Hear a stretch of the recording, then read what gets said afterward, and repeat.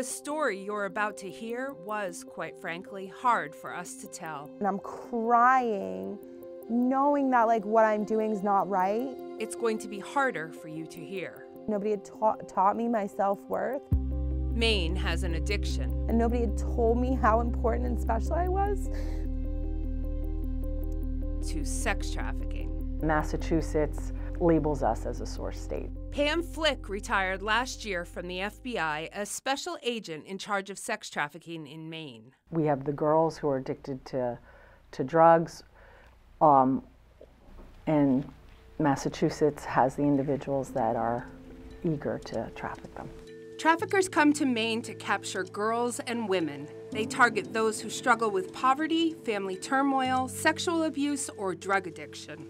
Women at risk can be found everywhere in Maine. There is not a city or town in this state where I couldn't go set up shop for 5 minutes, put an ad on a social website, and start sucking people in. And if you think these girls are from overseas, think again. No. Nope, it's the girl next door. This half-mile stretch of Congress Street is known in the sex trafficking world as the Track. Along these sidewalks, residents of Portland's most exclusive neighborhood walk to work each day, right in the shadow of Maine's largest hospital. Most never realize they're sharing the sidewalks with girls being sold for sex. There are no women that enjoy selling their bodies. Detective Steve Webster retired from the South Portland Police Department after 30 years with a badge. They fake it. They put on a smile, and they're just dying inside when they're doing it. This is not multi-million-dollar yachts and pretty dresses and you're sold for $1 million. That's not what this is. Molly Fox had been with her boyfriend for just a few months when he left her a message to meet him after work. I literally met up with the epitome of Dr. Jekyll and Mr. Hyde because this person that I thought I knew was not. Now they're beating me. Now they're force-feeding me drugs. Next thing I know, I'm getting sold to the highest bidder. Casey Robbins was 16 years old and had just run away from her home in Maine. Her new roommate in Florida offered her a way to make a quick buck. She says, so our rent's due, right?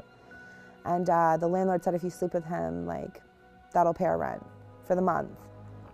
And so for me, I'm thinking, okay, I'm contributing. Then she says, well, do you want to make some quick money? And I said, yeah, definitely. And she was like, okay, well, here, I'll teach you how to walk down the strip and catch dates. I thought she was doing me a favor. I thought that she was looking out for me, right?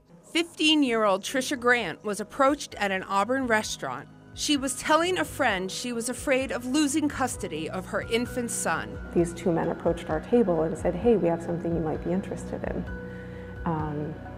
Just come to this apartment building around the corner the next day and we'll explain it to you. They raped us, and when they were done, they had us put our clothes back on, gave us pagers, and what they said to me was, when this pager goes off, you better show up where we tell you to show up, or we're gonna have your son taken away from you. They put Trisha in a van with other girls she didn't know. They stopped at hotels and strip clubs all around New England. She was forced to have sex with multiple men every night. Everybody has this picture in their mind of what a trafficking victim looks like. There is no picture. They come from good families, bad families, great childhoods, poor childhoods.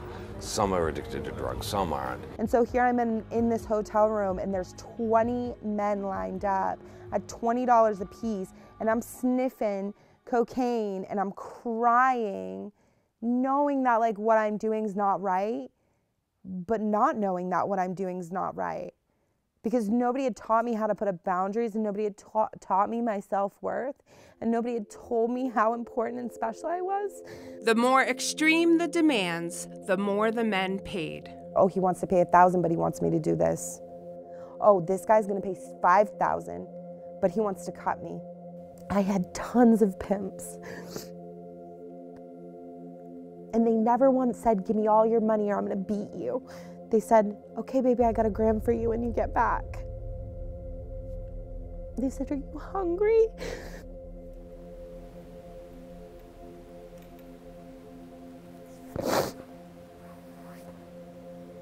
They liked that I was young. Dee Clark was trafficked as a child from her home outside Boston. In a house that looked normal, just any house, and they had men coming in having sex with this 12-year-old. Today I know they liked it. Casey says she finally got out of the life when she was 30. She'd had 2 children, one while in jail, and had overdosed several times. Because nobody knew about human trafficking. Nobody knew, nobody told me like what that looked like, so I was automatically labeled a prostitute. She's just a prostitute, she does it on her own. She wants to do this, she makes quick money. Looking back, I am familiar with every hotel within the city limits of South Portland. I either took trafficking victims out or unfortunately had to arrest women at every hotel in the city. Webster says businessmen pay big money to bring women into more expensive hotels. And while some women work in hotels, others work on the street. Lunchtime is popular. Even in January, the noon hour is busy along the track. Since breaking free, some have started organizations to support survivors, including Dee Clark, who founded Survivor Speaks USA in Portland. Trisha Grant is program coordinator at Sophia's House, a safe house for survivors in Lewiston. The people who trafficked her continue to advertise locally. Casey Robbins graduated from a faith-based recovery program. Molly Fox moved on from Courage Lives, a safe house and holistic program for survivors in Penobscot County. Casey hopes to someday run a recovery house. Molly plans to work in criminal justice.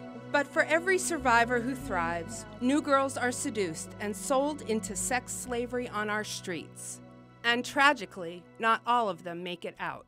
I just got a text 2 days ago from an attorney friend of mine. He had a client that we tried to help. She was a victim. She had a lot of issues. She's one that didn't make it. She's dead. She died a couple days ago from an overdose. Despite the team that she had around her trying to help her, she just couldn't overcome the demons.